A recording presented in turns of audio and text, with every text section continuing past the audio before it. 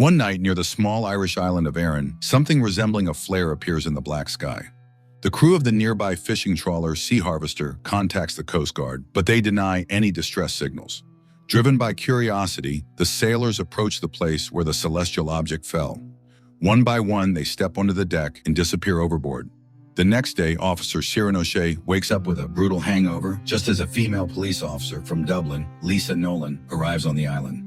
She likes the quiet, beautiful island where something terrible seems unlikely to happen. Ciaran picks her up in his car, and Lisa immediately notices the state of her new colleague. He drives her to their workplace.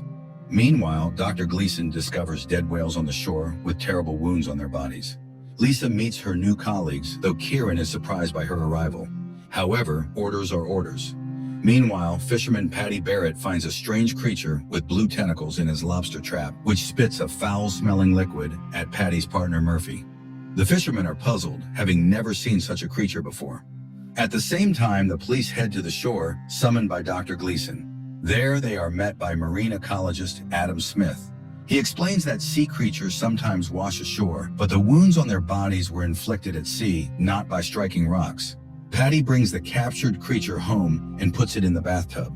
Ciaran organizes the transport of the whale carcass to the lab so Smith can study it.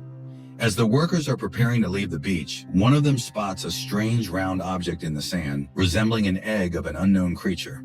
He digs it up and is immediately attacked by an unknown being, which drags him into the sea. The workers' boss eventually goes to look for him, but finds nothing. Meanwhile, Ciaran and Paddy meet at a bar in the local hotel, listening to the news about the disappearance of a fishing schooner crew the previous night. Paddy tells the police officer about the sea monster he caught in the morning, but Ciaran doesn't believe him and heads home. At that time, Murphy hears a knock at the door and goes to check who it might be so late at night.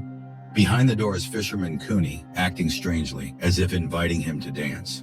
Murphy steps outside and is immediately dragged onto the roof of the house. Murphy's wife tries to hide in the house, but before she can secure the chimney, something pulls her up through it. Meanwhile, Ciaran knocks on Lisa's door. The girl realizes he is outrageously drunk and suggests he finishes the night at home. She finds it odd that he drinks every day while he doesn't understand how one can abstain completely. Hearing her say it's time for him to go to bed, Ciaran passes out. Meanwhile, Paddy returns home, enters the bathroom, and instead of the captured creature, finds an egg. He looks around and finds stinky slime on the wall. Suddenly, tentacles from an unknown creature descend from the ceiling. One of them grabs Paddy, and then the monster attacks him, but the fisherman manages to tear off the suckers and stomp the creature to death. In the morning, the hotel owner advises Lisa to pay attention to Ciaran. The man is a widower who can't forget his wife, which is why he drinks, but Lisa might have a chance to set him straight. The girl heads to the station where she had left Ciaran the previous night, as she didn't know his address and couldn't escort him home. At that moment, a call comes in from Paddy, who intends to claim a reward for the monster he killed, which he brought to Smith's lab in the morning. The fisherman calls it a grabber, though the scientist objects to such a name, as it should reflect the animal species. He has no idea what it is, having never seen such a creature, and he's not even sure it's dead. Smith demonstrates the creature's tongue, which shoots out like a frog's and is covered in holes through which it sucks blood, similar to rare deep-sea vampire squids. But this creature gives the impression of being alien. Smith shows how its skin glows when the slime is wiped away and claims that the organism needs blood and water to survive. Paddy immediately asks if this marvel can be sold on eBay, but Smith forbids him from even thinking about it. This specimen turned out to be a pregnant female, as evidenced by the egg. Later, Ciaran suggests that the creature might be related to the whale's deaths, but Lisa doubts it, as the creature is much smaller than the dead animals. Sometime later, Ciaran and Lisa find Cooney's car near Murphy's house, where they see strange debris on the roof.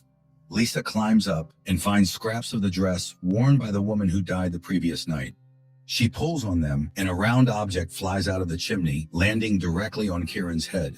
He screams in pain but falls silent when he sees that it's Murphy's head lying before him. The doctor, to whom the police bring the gruesome find, can't even begin to guess who could have done such a thing.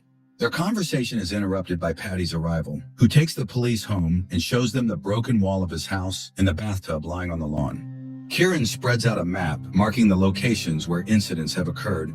They are all located in the same bay, suggesting a male creature lives there. Paddy recalls the black rocks where there is a cave, and the team sets off there. Kieran and Lisa enter the cave and soon find a fishing vest, while Patty discovers several eggs in the sand, ready to hatch. Inside the cave, Kieran shouts, scaring the girl. Suddenly, a huge alien squid appears before them. The police run, grabbing Patty along the way. Later, they try to call for help, but they are only taken seriously when Lisa confirms the danger. They rush to the lab, where Smith has concluded that the whales were food for these creatures. Kieran pours a flammable mixture over the female's remains, convinced the male will come for her. He sets the body on fire, but the sprinkler system immediately activates, extinguishing the flames. The temperature change revives the dead female. Smith arms himself with a chair, Lisa with a knife, and Kieran with a rolled-up magazine. Nevertheless, they are unprepared for the attack. The alien squid wraps its tentacles around Kieran's head, but Smith and Lisa tear the creature away, and it suddenly spits out human blood and collapses dead. The group finishes it off, though Smith laments the lost opportunity for a great discovery. Lisa suddenly wonders what the newborn creatures will eat if the whales around the island have run out. At that moment, Patty returns to the lab, and everyone marvels at how he managed to survive the monster. He mentions his diet, but Kieran suddenly realizes that Patty was drunk. The creatures feed on blood, and it seems that alcohol causes an allergic reaction in them, so the people only need to survive one night on the island. Help will arrive tomorrow, and the creatures will be destroyed with some kind of bomb. Kieran suggests gathering everyone in the bar and throwing a massive drinking party. They tell the bar owner Brian everything and show him a piece of the creature. Although he doesn't fully believe in the threat, he agrees. Lisa is horrified, as she has never drunk alcohol, but Kieran offers to stay sober that night, as only he can keep things under control. Later, Lisa takes a dose and immediately starts mocking her friends. After drinking Patty's homemade brew, she gets properly drunk. The doctor takes her blood, and the group uses it to feed a newborn creature, which dies almost immediately. The group concludes that the drink must be strong to be effective. The police rush to the church, where the island's residents have gathered. Kieran invites everyone to a party in Lisa's honor, and they eagerly head to the bar. While the Islanders party, Kieran and his team count the available weapons, which include a nail gun, a toy gun without bullets, a flare gun, and a water gun, which Brian plans to fill with gasoline to turn it into a flamethrower. Later, the bartender returns to his duties, serving drinks to everyone. The Islanders are having a great time, while Lisa and Kieran sit in the car, keeping an eye on the surroundings as the rain pours down. Tipsy, Lisa admits that she likes Kieran, but he isn't used to accepting confessions sober and asks to postpone the conversation until morning. Meanwhile, the doctor steps outside. Kieran laughs at stories about his deceased wife. She just left him, so there's no tragedy. Meanwhile, the doctor sees the beach is covered with small creatures. One of them latches onto his face. The man screams, which Kieran and Lisa hear, and they come to his aid. While Lisa throws the creatures around, Kieran frees the doctor, but then a giant male alien appears from behind the house and devours the doctor. Kieran and Lisa hide in the car, but the squid grabs it and tries to shake them out. Suddenly, the police siren goes off. The creature lets go of the car, and Brian opens the doors to see what's happening. Kieran and Lisa manage to jump into the building. Brian asks Smith to light the candle on the gun filled with gasoline, and Smith struggles to do so.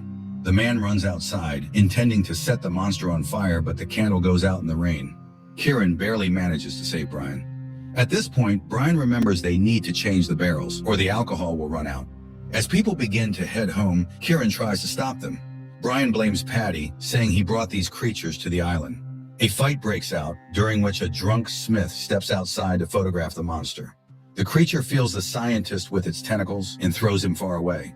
Kieran orders everyone to run upstairs. The group watches as the monster smashes the wall and tries to escape as the baby creatures jump into the bar.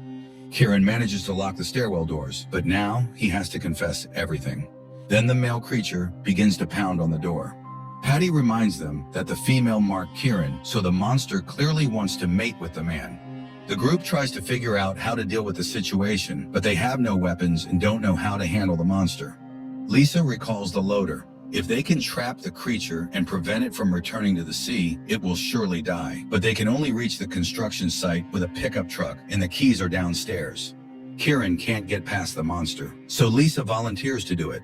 They give her the nail gun, and the completely tipsy girl heads downstairs, where the baby creatures are frolicking. She takes care of a couple of them before finding a bottle of alcohol and then the truck keys. But then the alien's tentacles burst through the door. Lisa lights a match, runs, and falls, setting the bar on fire just as the monster drags her outside. However, Lisa fights back and escapes. The group smells smoke, and Kieran climbs out the window as the monster reaches the roof. The police officer sees the pickup truck driven by Lisa. He jumps into the bed of the truck, and they head to the port with the creature in pursuit. They reach the construction site where Kieran lures the monster to a pit where barrels of fuel are stored and readies the flare gun. But the creature drags the man into the pit. Then Lisa appears in the loader. However, she loses control of the machine and it falls on the monster, pinning it down. Just as the pair is about to celebrate their victory, a tentacle wraps around Kieran. The creature is about to devour him, opening its mouth, but Kieran pours alcohol from his bottle into it. The monster tosses him aside, and Lisa shoots it with the flare gun. The creature explodes and burns up. In the morning, the islanders wake up, regretting that such a fun night has come to an end. Kieran throws away his flask and kisses Lisa. Meanwhile, a baby alien squid is preparing to hatch from its egg on the shore. An excellent indie comedy, unexpectedly heartfelt, funny and charming, with great performances, witty jokes, and a surprising romantic subplot.